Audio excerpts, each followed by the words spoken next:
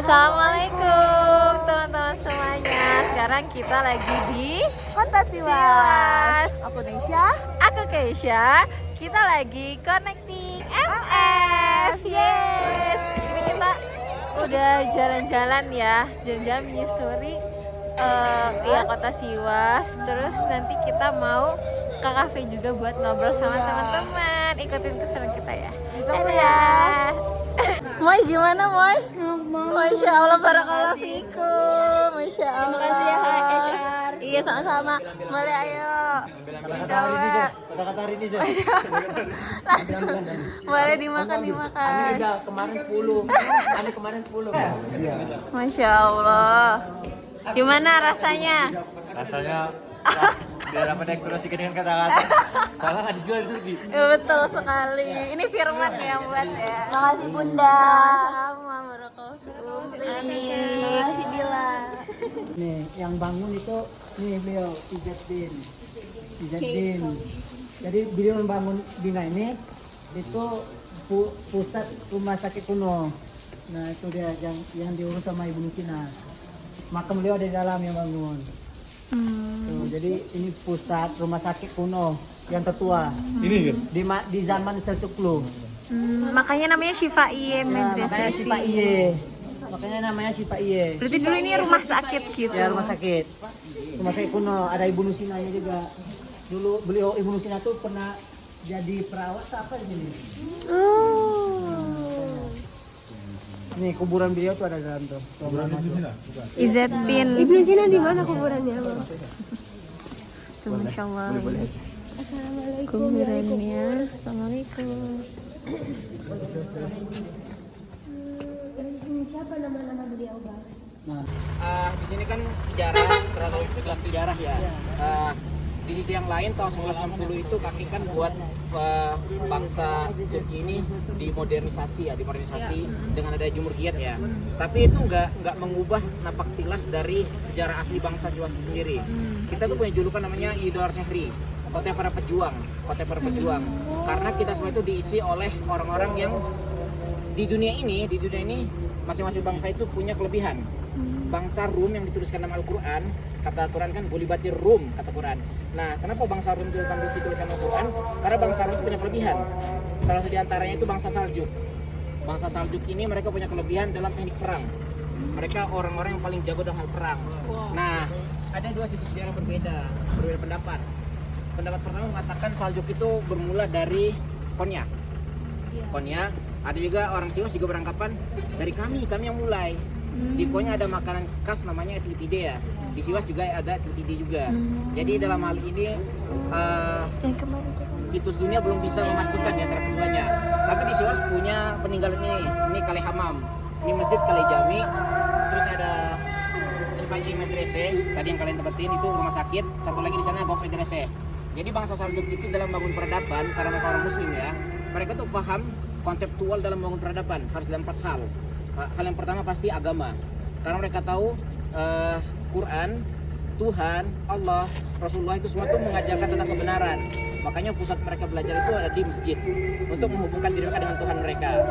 Baru konsep yang kedua yang mereka butuhkan itu kesehatan, karena manusia pasti ada sakitnya. Kalau kata Quran, wa idza maritu huwa yashfin, kata Quran ya. Nah, dibangunlah yang namanya rumah sakit. Rumah sakit Rumah sakit itu bagian dari sistem kecil administrasi. Dalam rumah sakit kita belajar namanya kesehatan. Dalam rumah sakit kita belajar yang namanya manajemen kesehatan, manajemen keuangan, kan semua dari rumah sakit. Nah, karena biar kita sehat, kita harus apa? Jaga kebersihan. An-nazafatu minal iman. Nah, dibuatlah yang namanya hamam. Hamam ini kayak tipis banget kan. Tempat mandi, menjaga kebersihan. Jadi kalau udah ada kesehatan, itu namanya kebersihan. Kita harus menjaga yang namanya peradaban itu dengan cara kebersihan. Sebenarnya Rasulullah itu sangat sempurna mengajarkan Islam. Yang dibersihkan tuh bukan cuman dari zohir kita, tapi dari batin kita. Tapi kenapa yang diajarkan itu hampir semua fikih-fikih dibuka dengan namanya taharoh ya. Fathul Qorib dibuka dengan taharoh, Fathul Mu'in buka dengan taharoh. Bahkan semua kitab-kitab fikih semua dibuka dengan kitab taharoh. Nah, ulama itu menjelaskan awal mula seseorang itu menjadi orang baik itu satu, membersihkan diri. Dari luar dulu dibersihkan, kita harus suci dari hadas, barulah kita bersihkan hati. Nah, mungkin di zaman sekarang modernisasi ini orang bilang ya, biarin pakaiannya terlihat jelek, yang penting hatinya bersih. Guru kami jelas ya gitu ya. Kalau kata guru kami, gimana orang mau beranggapan kita jadi orang baik sementara pakaian kita nggak layak dipandang baik. Makanya dalam usul fikih itu ada salah satu di antara cabang usul fikih itu menjelaskan misal contoh, kenapa kamu dilarang mengecat rambut? Karena itu menunjukkan kefasikan. Kayak gitulah kita juga orang Islam, maka orang Islam itu berpakaianlah selayaknya orang Islam. Nah makanya dibangunlah ini kebersihan tadi. Biar orang Islam itu bersih badannya, bersih jasadnya. Jadi rumah sakit gak banyak yang datang ke sana gitu. Manajemen biar karena dokter juga terbatas. Jadi di manajemen udah terbangun semuanya, mereka pasti berpikir dong, bangsa ini ditopang dengan apa? Di bawah. Kalau kata dokter Aul Fakir Jainullabuddin, ada yang kenal nggak? Abdul Kalam, beliau itu cendekiawan dari India lah. Beliau bilang seorang Muslim itu bergerak dengan yang namanya keilmuan. Makanya mereka bangun yang namanya Gok Medrese. Agak jauh ya. Tak kemana sih Gok Medrese sih? Karena apa sana sih? Ke belakang. Saya agak buta map ya, sorry. Di belakang sana Gok Medrese. Dan sanalah pusat buat apa? Pusat buat pembelajaran. Karena mereka tahu zaman boleh berlalu, segala hal boleh berubah, tapi satu hal yang nggak pernah berubah, keilmuan. Keilmuan itu akan selalu di bawah setiap orangnya gitu kan. Bahkan dia hingga dia meninggal. Maka dia bangunlah Gok Medrese. Nah, terbentuklah 4 peradaban ini. Udah lengkap 4 tempat yang menjadi landasan peradaban. Dari 4 tempat inilah mereka semua ngebangun bangsa yang besar. Makanya kalau teman-teman sering baca dalam sejarah Turki Utsmani, kenapa Utsmani itu bisa jaya? Karena mereka menerapkan Islam itu mulai dari rumah mereka. Mereka menerapkan teori-teori, menerapkan apa yang diajarkan Islam sebenarnya itu dari rumah-rumah kecil mereka, dari anak-anak mereka. Mulai dari mana? Bangun subuh. Mulai dari mana? Tidur yang lebih awal. Mulai dari mana? Makan yang halal gitu. Sesimpel itu gitu, sesimpel itu. Makanya kalau kata Abdul Kalam tadi, beliau itu presiden tahun 2017 di India. Beliau itu presiden yang beragama Islam di tengah orang-orang Hindu dan Buddha. Dan beliau itu adalah presiden yang berhasil mengubah pola pikir orang India yang selalu menilai Islam itu terorisme, Islam itu kejahatan. Beliau lah yang mengubah itu semua. Gimana cara beliau mengubah itu semua? Hanya dengan satu hal, belajar. Beliau bukan lahir dari tokoh orang-orang kaya. Beliau belajar dari lampu jalan. Hampir semua kita pahami, nggak ada satupun orang yang sukses dengan kemudahan ya. Nggak ada satupun. Kayak kata Quran tuh, innamal usri yusra ya. Kata Quran, Allah tuh udah pasangkan setiap ada kesulitan pasti ada kemudahan. Kalau teman-teman pernah baca sejarah Cina, yin yang tahu yin yang, hitam putih, keseimbangan, dan itulah keseimbangan. Nah itulah sejarahnya gitu. Ada ya, apa-apa ini sudah berangkat. Apa nih? Kayak apa? Ini kan ini tinggal sisa-sisanya, pasti tertutup kak. Masih sisanya doang. Iya, emang kirain kayak gini terbuka. Iya. Karena ini tinggal sisa-sisanya dari tahun 1954. Mandinya jongkok. Di rumah. Atau nih kalau berenang ya? Oh iya. Yang sini sekarang. Di dalamnya ada makam beliau, tapi sekarang ya tahulah kenapa tuh bangsa ini runtuh, jadikan pacai. Itulah contohnya ya. Jadi itulah pelajaran, bangsa yang besar pasti punya sejarah yang besar. Begitupun dengan, makanya kata Quran, sebaik-baiknya bangsa itu mereka bisa ngambil ibroh gitu. Nah kita udah lihat dengan mereka mengubah pola pandang mereka, yang terjadi tempat-tempat demikian dijadikan tempat kecai, tempat kafe dan sebagainya. Ya menurut downgrade lah bisa dikatakan, turun. Di dalamnya ada makam beliau kok. Beliau juga termasuk ulama, dan di Siwas itu termasuk wilayah yang banyak orang-orang alim. Masya Allah. Said Pasha, hampir setiap masjid itu dikasih nama sesuai. Masya Allah. Saya mah cuma asal-asal. Di Siwas ini rata-rata semua masjid ada makamnya. Makam dekat rumah itu Bang Syauki yang nginap malam kemarin ada nama Sofu Yusuf, itu ulama besar. Ada juga di sana Said Pasha, ya Abdul Wahab juga ada. Semua itu ulama-ulama. Jadi hebatnya Siwas itu masjid di sampingnya pasti ada makam rata-rata. Nah jadi itu tuh ngajarkan kultur budaya untuk berziarah gitu, gitu. Jadi makanya biasanya orang-orang tuh berdoa ke sana. Di Ulu Jami juga ada masjid apa sih yang siapa? Nah, Syekh Syamsuddin. Nah, beliau juga Syekh Syamsuddin ada masjidnya. Udah pernah ke sana kemarin? Belum. Ada ini bukan jenggot Nabi SAW. Itu pas saja dekat sini. Jadi setelah Utsmani runtuh, sebagian bangsa peninggalan dari bangsa-bangsa terdahulu kan, termasuklah peninggalan jenggot Rasulullah masih sisa di Siwas. Nah, makanya dibilang Anatolia pertama itu di Siwas karena ada jenggot Rasulullah nanti di Pasar Jami. Jadi kita bisa masuk ke sana kalau Boleh. Yeay. Walaupun gue madrasah gak bisa kesana. Oke. Nah, kita langsung aja. Foto Mau masuk? dulu. Oh, ada mana? Oh, sama kamu tahu apa? Itu tuh Osman Leja kah atau apa? Atau Arab Cak? Itu kayak peninggalan apa sih kok bisa ada di Angkat tangan nggak tahu. Jujur. Saya belum tahu. Tapi kalau lambangnya bangsa Saljuk. Lambang yang burung ya. Bizantium mirip ya. Karena kita sama bangsa dekat. Hubungannya erat. Yang ada burung dua itu. Burung kepala dua ya. Foto mungkin akhwatnya bisa sebelah. Yeay, Masya Allah, sekarang kita mau masuk ke Burjie Medresesi. Masya Allah nih. Masya Allah nih dalamnya seperti ini tuh, Burjie Medresesi. Teman-teman bisa baca di sini ya. Ini ada bahasa Inggrisnya juga. Oh, karena sekarang lagi musim dingin ya, jadi ini full salju nih. Masya Allah. Inji say hi. Hai. Kamu orang? Aku orang Cina. Kok bahasa Turki kamu bagus? Iya.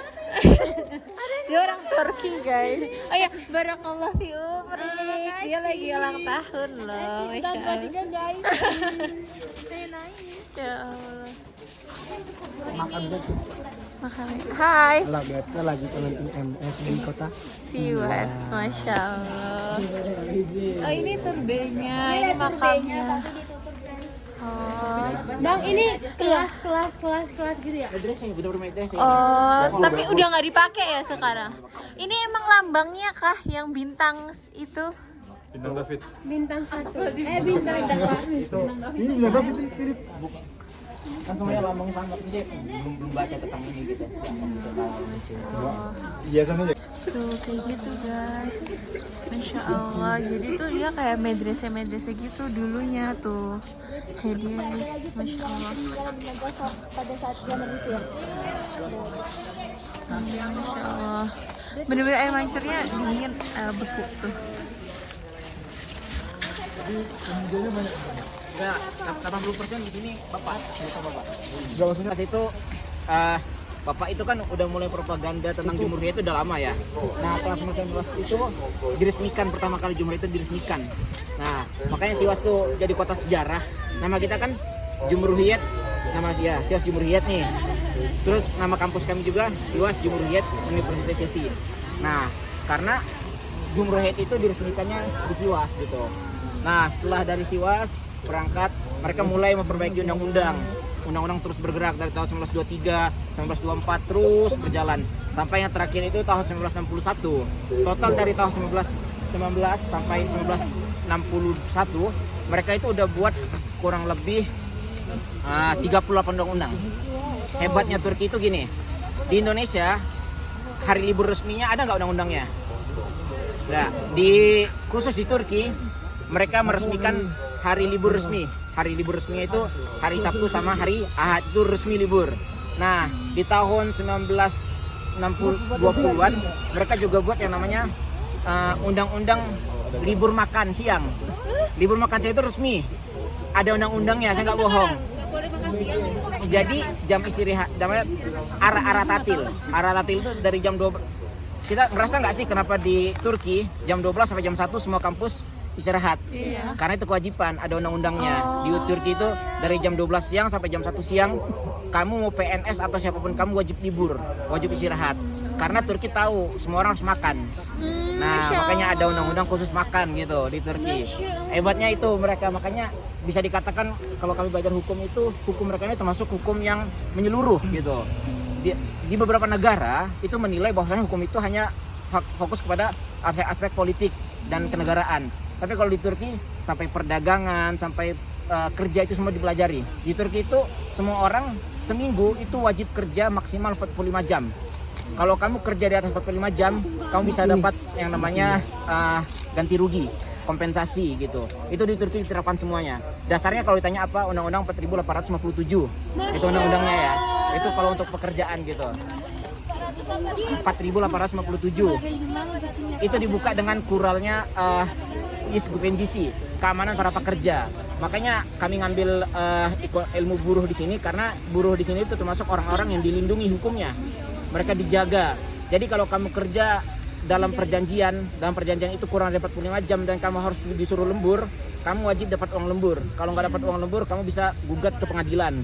Kalau kamu kerja 45 jam lebih dari seminggu, kamu bisa gugat ke pengadilan. Semuanya itu ada resmi kalau di Turki. Makanya bisa dikatakan di Turki ini termasuk yang hebat. Itu kan patung kakek kan, karena memang Cumhuriyet pertama kalinya diilannya tuh di sini, diresmikan, jadilah bangsanya. Tapi ya kita tahu sejarah tetap percaya bahwasannya ditangkap nih. saya juga takutnya serius. Sejarah tetap percaya bahwasannya gini, Bapak itu kan mulai propaganda tentang pemikiran sekuler resminya kan dari tahun 1909 ya, diresmikannya. Tapi kan itulah hebatnya Islam. Dia nggak akan luput dimakan oleh zaman. Di juz 10 dikatakan kan huwallazi arsala rasulahu bil huda wa dinil haq liyudhhirahu 'alad din. Itu udah dijelaskan dalam Quran juz 10 ya, halaman sebelah kiri bagian halaman ke-11-nya bisa dibuka ya. Cek. Kita cek silakan. Bang Kamil gimana Bang? Jadi yang jelas kata Quran itu huwallazi arsala rasulahu liyudhhirahu 'alad din, untuk diunggulkan. Segimanapun Bapak ini memperjuangkan paham sekularisme dia, ide semua orang berhak beride, tapi kebenaran tetap hanya satu gitu, Islam yang benar. Makanya kakek pelajaran Islam tetap terjaga gitu. Itulah singkatnya buat Cumhuriyet. Jadi dalamnya isinya perjanjian. Kalau yang ini undang-undang pakaian, Yafet Hukuku. Ada undang-undang Syapka. Jadi Jadi dulu ya di betul, Turki juga diatur dulu di zaman Utsmani perempuan itu berpakaian dibatasi. Mulailah tahun 1924, seingat saya tahun 1924 keluar yang namanya undang-undang Syapka Nayasa. Jadi di sana perempuan berhak bebas dan berpakaian dan perubahan toplumsal desterilis namanya, perubahan cara berbudaya. Baru di tahun 1934 perempuan boleh ikut dalam hak politik, boleh memilih dan dipilih tahun 1934. Makanya perjalanan mereka itu cukup lama. Nanti di belakang itu ada salah satu pejuang cewek pertama dari Siwas juga ada. Siwas juga penyumbang komutan perempuan pertama dari Siwas juga. Ada, saya lupa namanya. Ada patungnya nanti di sana 9 orang tokoh besar. Kalau kita sempat ke sana, insya Allah kita Kita boleh masuk situ nggak? bisa mas. Tutup. Jam 5. Jam 5. Sedih Itu kan? muse ya sekarang. Muse. Pakai musikar. Pakai Iya. musikar. Tapi bisa bikin musikart di sini nggak? Besok pagi bisa berarti. Besok coba saya bisa harusnya bisa. Ikut. Pakai musikar Musikar. bisa. Ya, Jam ada. 12 ke atas ya. Baru kok musikat bilang. Museum banyak. Ini satu. Terus Iya, pengen. di belakang sana juga ada museum lagi. Di pojok sana juga ada museum lagi. Museum geografi. Ya. Bye bye.